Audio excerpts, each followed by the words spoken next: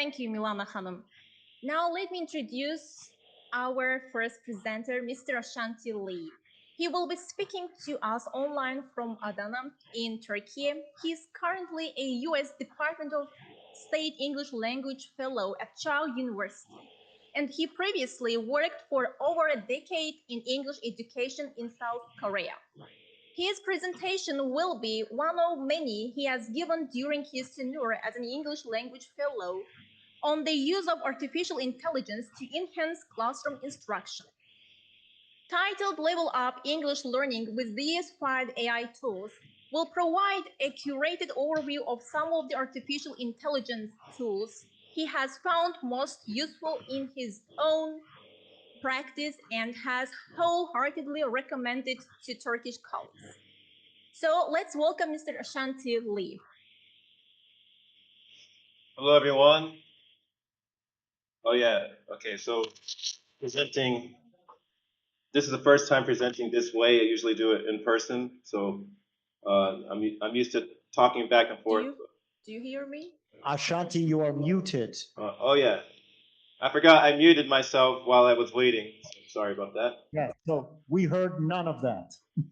It's not that important. Don't worry. Of course, if I'm muted, you can't hear it, right? So Yes. basically, I was just saying that this is not my usual way of presenting. Usually I'm in person, but of course I'm in Turkiye and you guys are in Azerbaijan. If you hear some things in the background, it's very hot in here, so I have the windows open. So, all right. So let's get going. Only got 15 minutes. I'm like she said, a U.S. fellow like Michael, but I'm just in Adana, Turkiye, which is 36 degrees Celsius right now, so a little bit hot. All right, so today I'm just going to talk about 5 AI tools that can help you with English language learning, whether it be for teaching or for your own education, however you want to use it. All right, so I'm not going to really go deep into it because it's only 15 minutes. So here we go. Let me get started. So what I've done basically is I wouldn't call myself an expert, although people keep saying that, but I'm still learning. There's so much about AI to learn. It's always updating itself.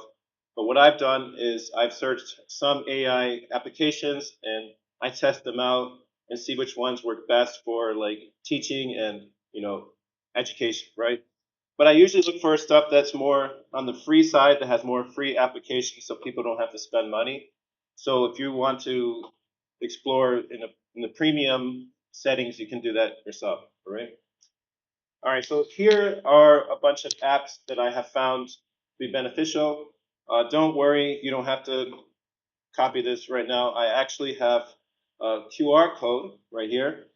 So if you have your phones, of course, you know how to use QR codes. You can scan this. And this has a list of tools and also tutorials that I created. I'm not the best at making tutorials, so it is what it is. But this can help you, and you can search these more deeply on your own because this is going to be brief, right? So the first one is Diffit. Now Diffit is for teachers. I would ask this time, have you heard of Diffit? But I can't really hear you, so anyway, so Diffit is an AI-powered tool that helps teachers create differentiated activities in the classroom. But basically, it's really good for speaking or for reading, for text and stuff like that. So I also have a QR code so you can overview it right now if you want to while I'm talking. Okay. So it helps. If you have a text that is too difficult, for example, you can make the level lower, or if it's a text that is too easy, you can make the level go higher. For example, if you do the scale, the ELT scale, like from B2 to A1. Okay. So I mean, if you have some text you want to use and you're like it's too hard, instead of rewriting it, Diffit can do it for you, right? So here's some examples of some reading tasks. I'm not going to go into this just because this can be a presentation itself about Diffit, but I'm only going briefly so you can scan yourself and check yourself. But here's an example of a reading that is higher level, right?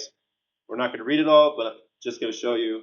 And then it's put down to a lower level, right? So this gets put down to A2, right? So like I said, in the scanning, you can read these yourself, but for the sake of time, I can only just show you. All right, so that's DIFIT. It's used for mixed ability classes, create differentiated homework assignments. You can also do that. I mainly use it for reading text, but you can also create like quizzes and stuff like that. It supports autonomous learning as well. The next one is an app that I use a lot. I really like this one, and it's actually updated itself to become even better and have more applications, right? It's called CurryPod. So what this does is it helps you create slides, right? You put in your learning objectives and it creates slides for you, right? But let me talk more about it before I say the but, right? So it's an interactive teaching platform, helps educators create engaging, student-centered lessons because it has like quizzes, it has word clouds, it has many things on there that it embeds into the presentation that it creates, depending on your objectives, right? So I have a lot of online classes. I like to use this for online class, but I also use it for in-person class as well. I have used it to quickly create a focused lesson for students. Here's an example of a lesson. You can check it out. I have a lot of QR codes. I'm using QR codes a lot today, right? And once again, sorry for quickly going through this just because I have 5 tools to talk about. And don't worry, if you can't look at this now, I gave you the paper with all the tools on there so you can check that out too. All right. So it has a lot of free applications. This is why I really, really like it. There's also the premium version. If you sign up, you can get like 1 month of premium for free. I think it's 1 month or 2 months or something like that. But even without the premium, you get a lot of applications. There's a lot of things you can do. Limitations of the free version. Wait a sec. My thing's not working. Okay, here we go. Limited slides, restricted templates, no advanced analytics. There's some data it gives you about the students, for example, who participated and what they did, but not too much because it's the free version. But you still get a lot for free. Limited collaboration features, storage and export restrictions, but I've never hit the storage max, and I have a lot I've done a lot of testing with this, right? So I have like 50 or 60 lessons I've created, and I still haven't reached the storage max. Next is another one I really, really like. Now this is called Mizu, and what this does is you can create interactive quizzes, but I like to create like interactive homeworks for students to do outside of the class. Before I bury the lead, let me tell you more about it with the slides, because I could just talk about it without the slides. So this creates an AI chatbot, and the chatbot can give feedback, immediate feedback. So basically, if you create a quiz, it has the questions, but the feedback is different for each student. So if a student doesn't know the material, the feedback leads them to the answers, right?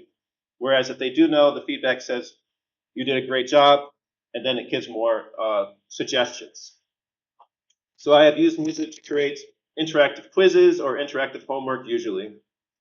Here's a quiz right here you can check out. But once again, don't worry if you don't have time. I'm overwhelming you with a whole bunch of QR codes, right? And you don't have multiple phones to, scan all of them. So you can check the document that I shared earlier. The next one is called ClassPoint. Now this has a caveat. ClassPoint, you need to use, it's paired with PowerPoint, right? So the earlier AI tool I showed, which was CurryPod, you don't need any other applications, but this one, ClassPoint, is with PowerPoint, right? So ClassPoint is a classroom tool. It's a response tool that makes classes more interactive. Here's some examples. You can have like quizzes, polls, multiple choice. This is one thing I really like right here. This is multiple responses. And so, for example, when I do a class, workshop, I have people log into the class, and then I ask a question, and they all give their answers, and it's really cool to have the answers on the board. There's also Padlet. You must have heard of Padlet. You could use Padlet, but this is better than Padlet because it's immediate, and it's embedded into your PowerPoint. So if you use something like Padlet, you have to exit out of your application and go to the Padlet application. But this one, if you're using PowerPoint, it's already there, right? So it's really interactive. Students really love it. It's fun. Teachers love it too when I do workshops with teachers. This is a word cloud, for example. There's other things as well, but these are the main things that I use. I find to be most effective in the class for interactive teaching. Also, you can upload images, stuff like that. So I'm going to show you a strategy I use for developing critical thinking as my fifth tool, right?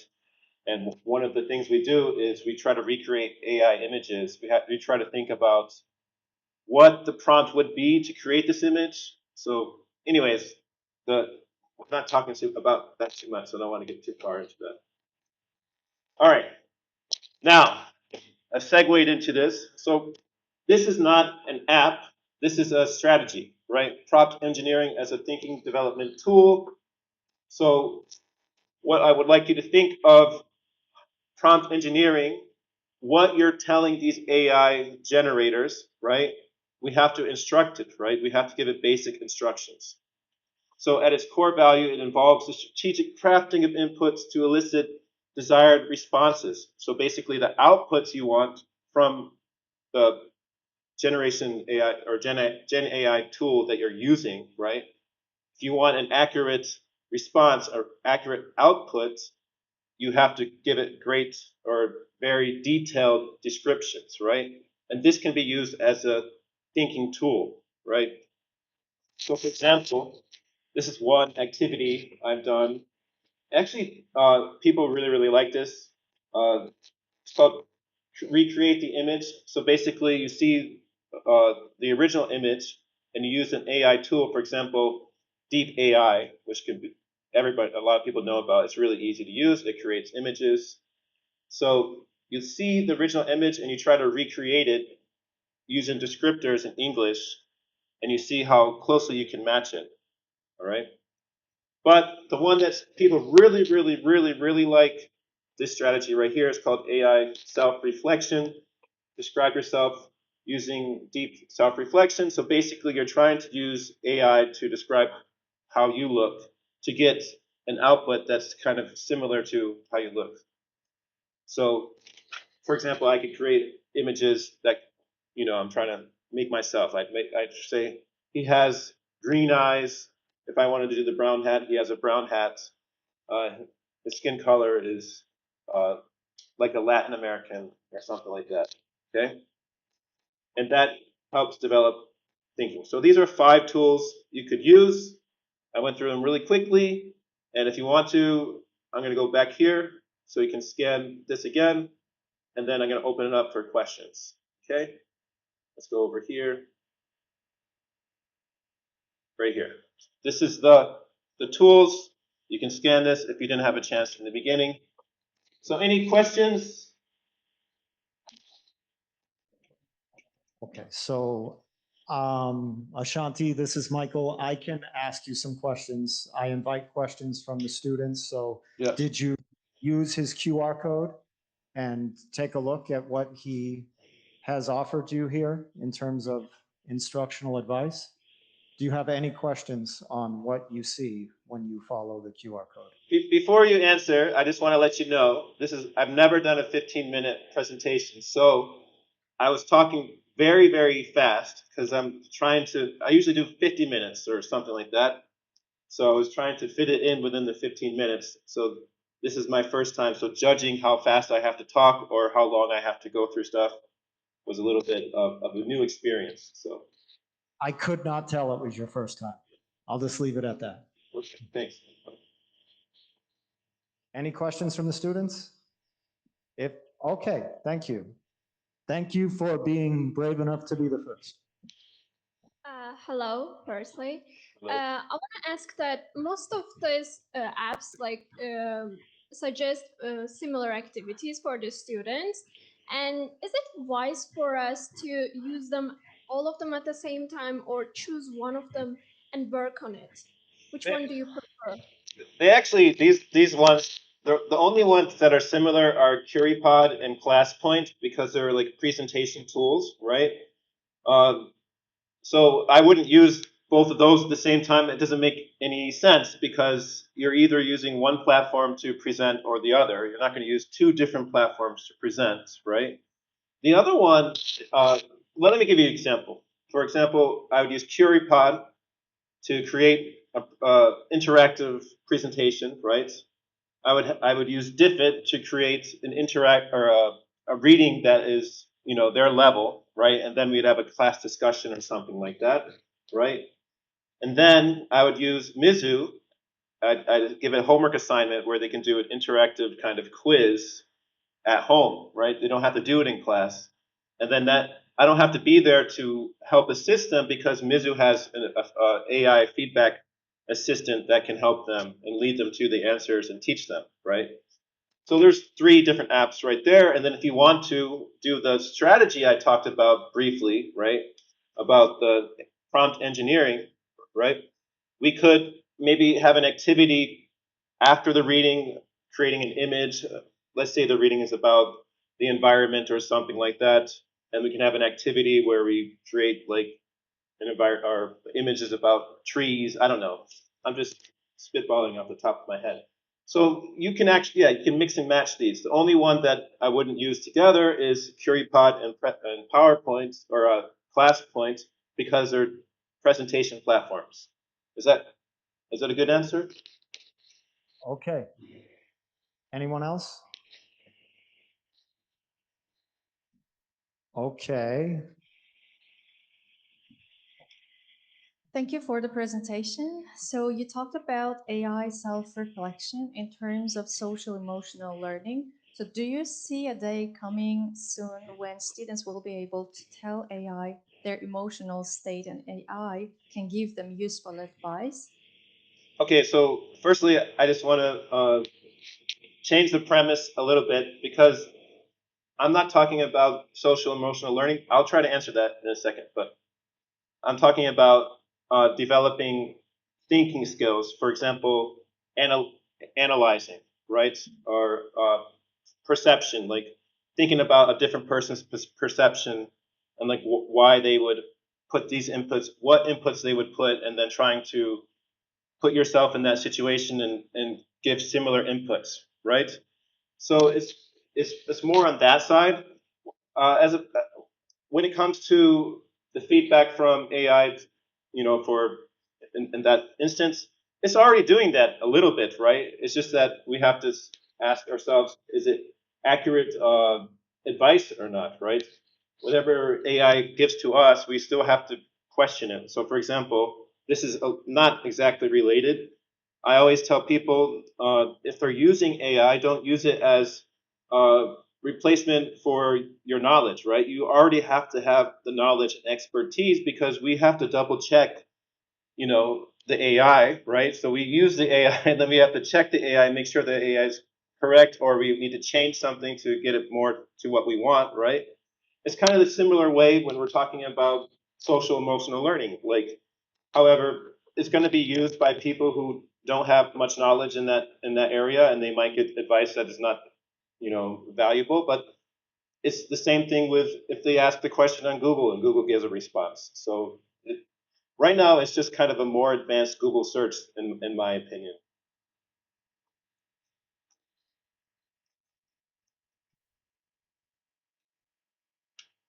You guys still there? Okay.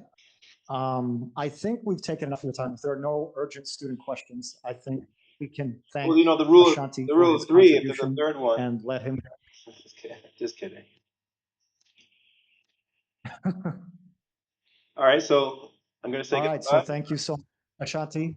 So maybe you can stick around just to hear your outro. So our hostess is going to thank you for what you did. Okay. And then you can wave goodbye then. Okie dokie. Okay. Thank you, Mr. Lee, and thank you, students, for participation in discussion. Now, I'm delighted to invite to the stage Khadija Ismailova, a dedicated educator and language enthusiast. She graduated from the Azerbaijan University of Languages